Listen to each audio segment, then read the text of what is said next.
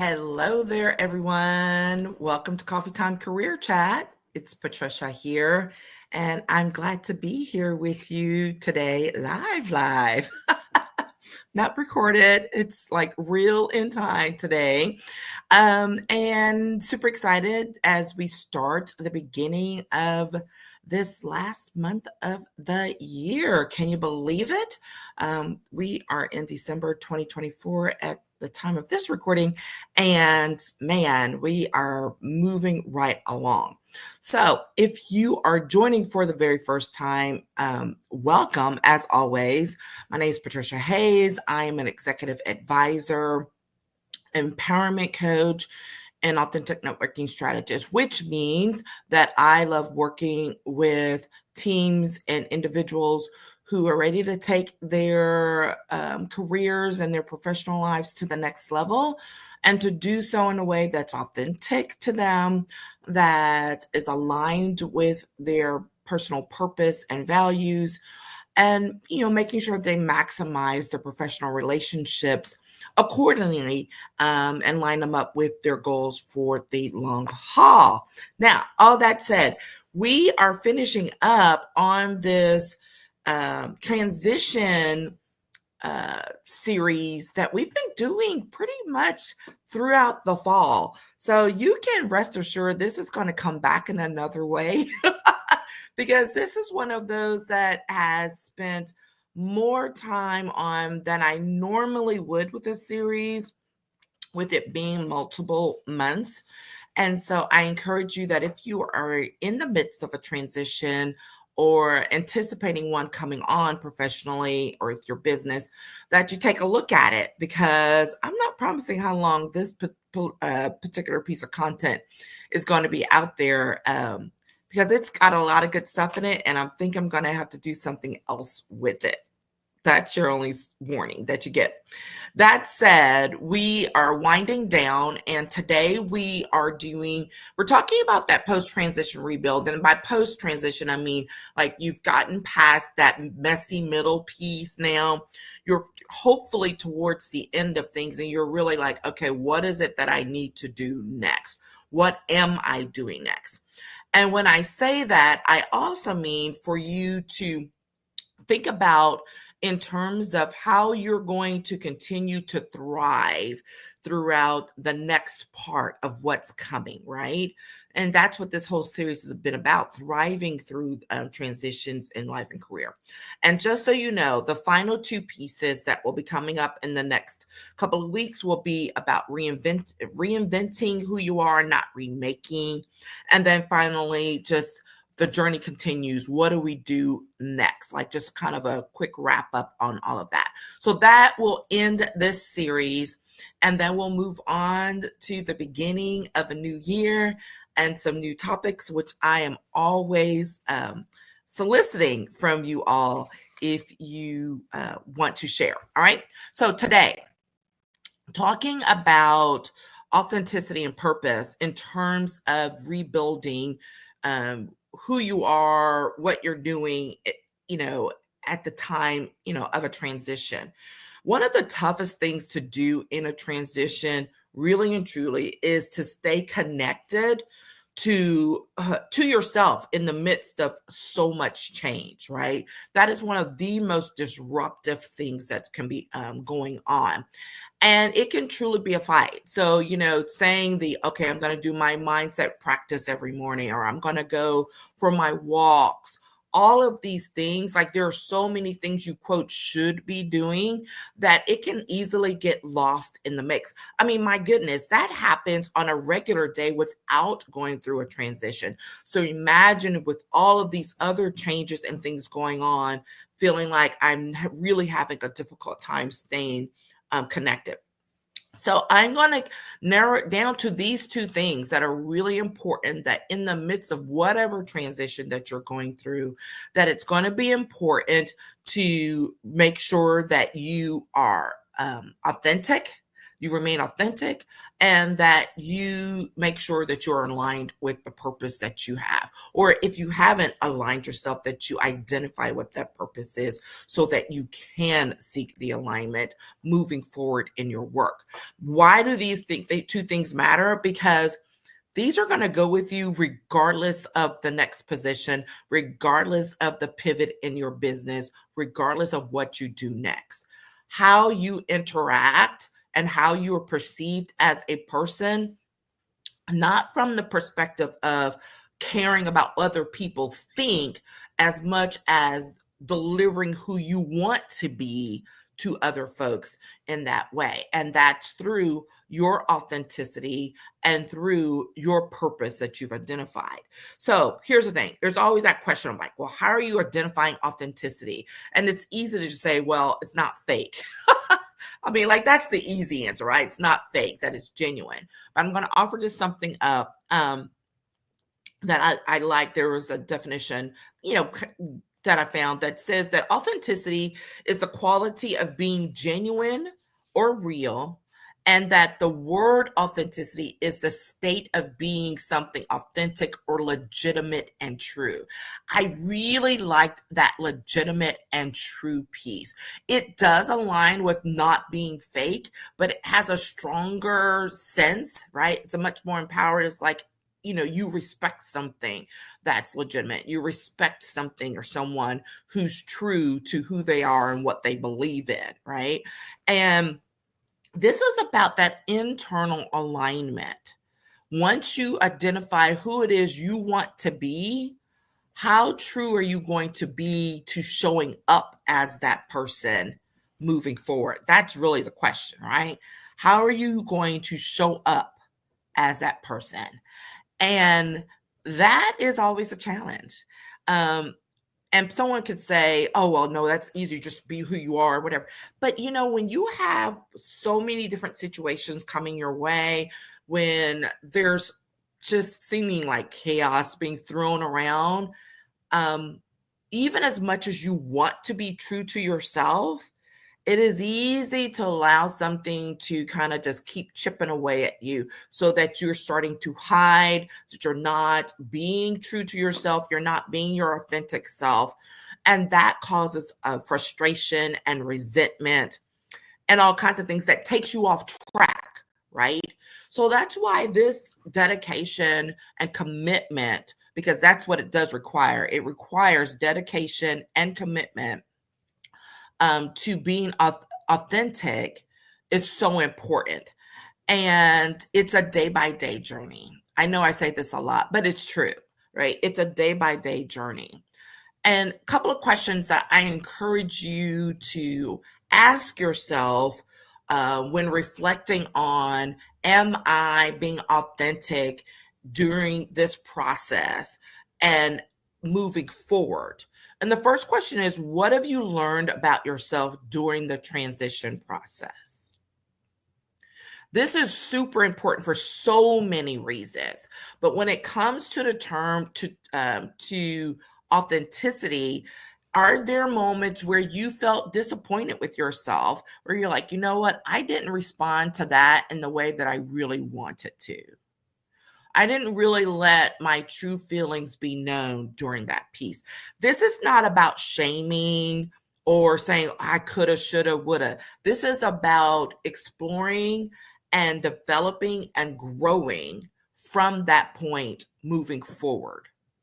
Because when you can identify missed opportunities to be yourself, when you can identify missed opportunities to be more empowered in your responses and to be honest about how you see or perceive things, then that's something that can be a learning experience, right? So that you can say, when someone flat out tells me I'm wrong, and I don't speak up to defend myself, like, that bothers me. And so for the future, I'm going to be more prepared with being able to speak up on my own behalf, because that's something I really want to do. That's something I really care about. right? To give my opinions freely, okay? Not always, again, hiding or being fearful in my response because I'm not sure how it's going to be taken, or I'm thinking there's going to be some negative consequence. Now, are there times when you do things like that because of that? Sure, there are.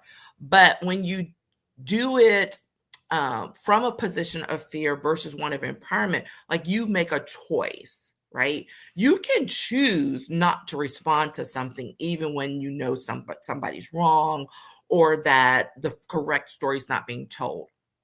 That's different than not responding out of fear of what the reaction is going to be or what the response is going to be.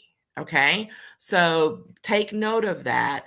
A fear based response versus an empowered one are two different things. There's a choice and a decision made with both of them. That sounds like something worth exploring again. But it's true. Okay. There have been times, and you know when they arise, where I have caught myself in a situation, and after the fact, I'm really annoyed with myself because I'm like, I did not respond the way I really wanted to. Okay. And so again, curiosity, not shame and blame, but being curious is like, well, what was it about that situation that you did not? Why was it that you felt that you needed to, quote, play it safe and not respond or respond in the way that you did? And in the course of a transition, there can be tons of opportunities. I want you to think of this in terms of those situations that seem to happen on repeat, right?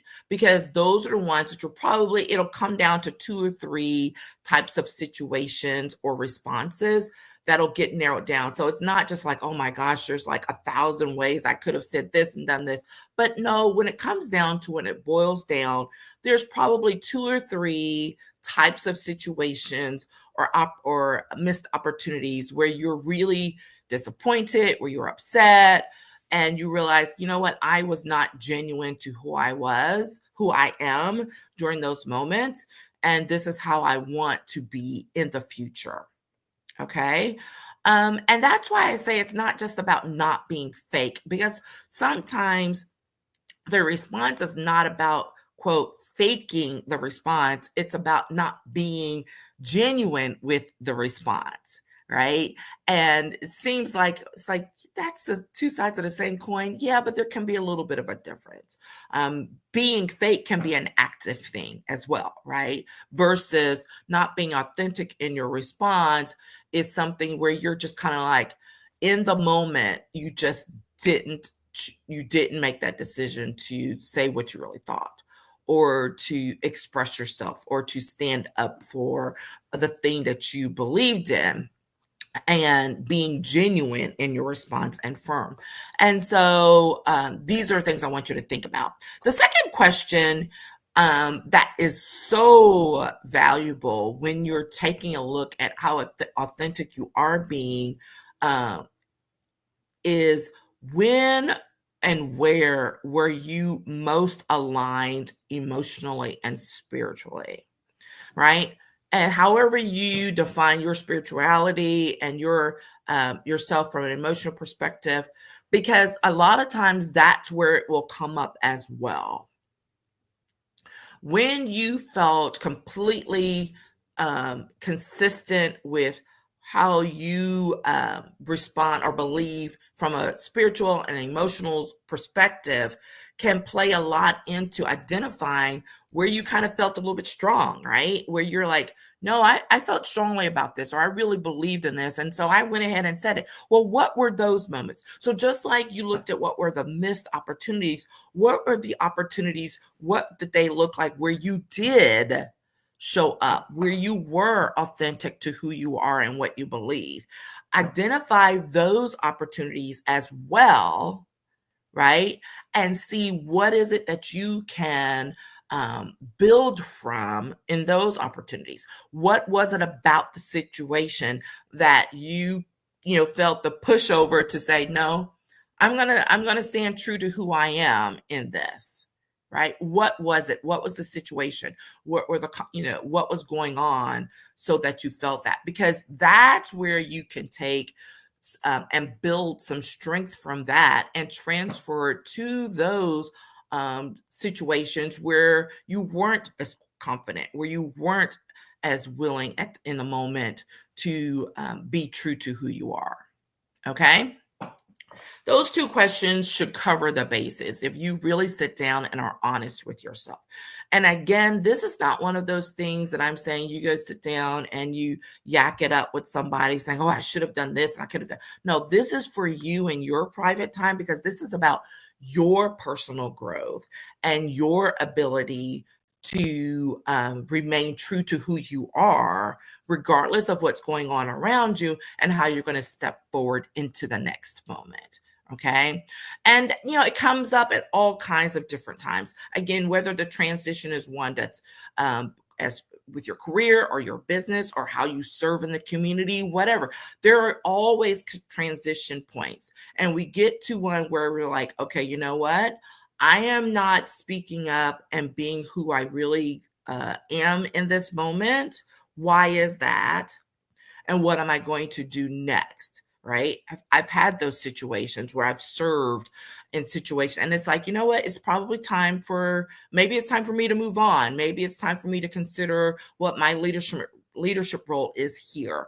And when you do that, being able to pull those things together so that you can not just show up as your more authentic self, but you can be a better and a stronger leader because you will also show others how to do that when the time comes. Okay. Purpose. When we're talking about purpose, I love this. I don't know what this open up is, but I found this statement about purpose that I really, really connected with. And it says, finding purpose involves identifying the values, passions, and goals that ignite your inner fire and give meaning to your actions.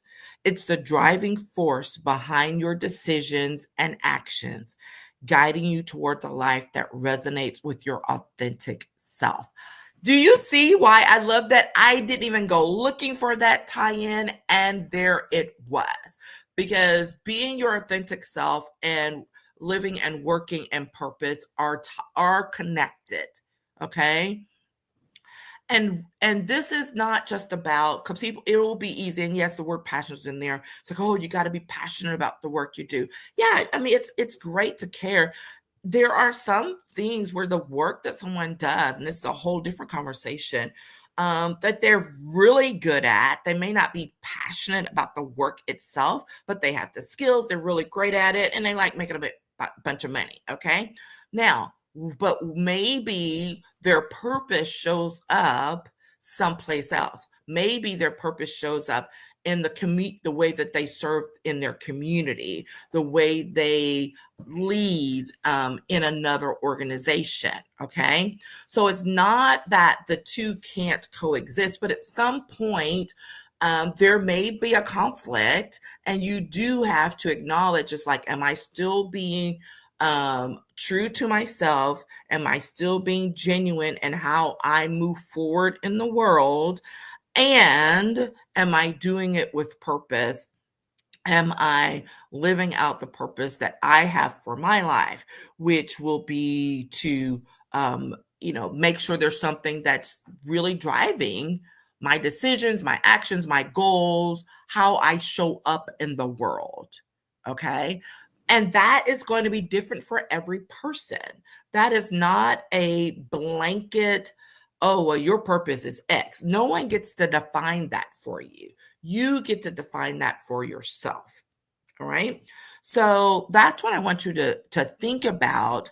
And when you're seeking that, looking at what are your values, what are the goals that you have now? Because post transition, your purpose could shift, right? If you've been through a few things and you realize all of that stuff that I used to care about, I really don't care about that anymore.